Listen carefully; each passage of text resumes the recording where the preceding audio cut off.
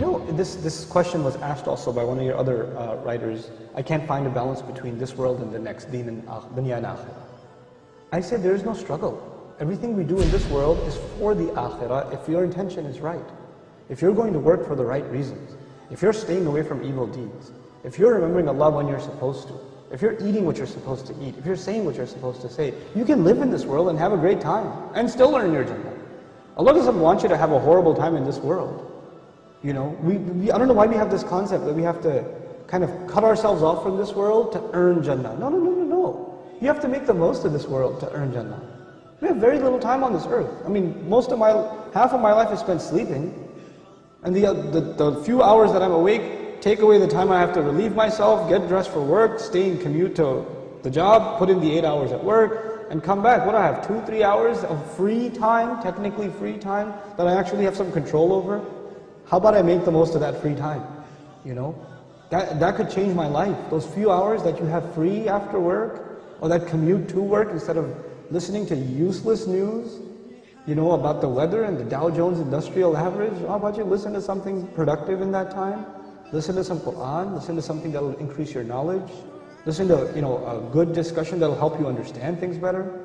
Memorize du'as at that time. Do something more productive. And in your free time, do good things. Make a routine out of going to the masjid regularly.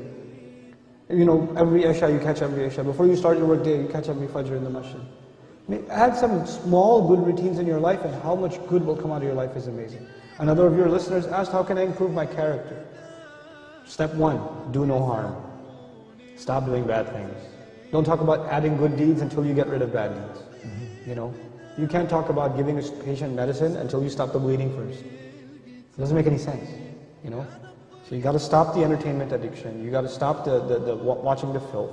You got to start lowering your eyes when you're walking down the street, because you're becoming less of a human. Every time you stare at a woman, and you stare at her like she's a piece of meat, like she's an animal, that just means you've lost respect for a fellow human being.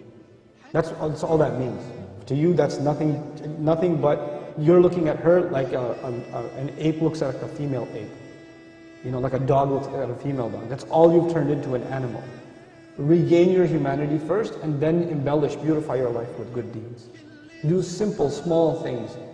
Perfect your prayer, memorize a few supplications, try to, you know, be honest in your workplace, be kind to your mother. These are not complicated things. This is what the Creator wants from us. That's all He wants. But if someone says, why? Why does He want this from me? What is it? Is this benefiting Him? That's a great question. Everything Allah wants from us, one of His names is Al-Ghani. Ghani means someone who doesn't need anything. And He told us that in an ayah in which He basically told us to do certain things, and He said, Al-Ghani, and He's free of need. وَأَنْتُمُ الْفُقَرَاء, you're the ones that are bankrupt. Now, in that ayah, He doesn't need anything, and we need everything, because we're bankrupt. And then He told us to do a few good deeds. And if you do a few good deeds, He will make you ghani. He'll make you free of need. He'll shower you with blessings. Not only are good deeds beneficial to us because they in and of themselves are like medicine, but they bring with them bonuses in this world and the next world.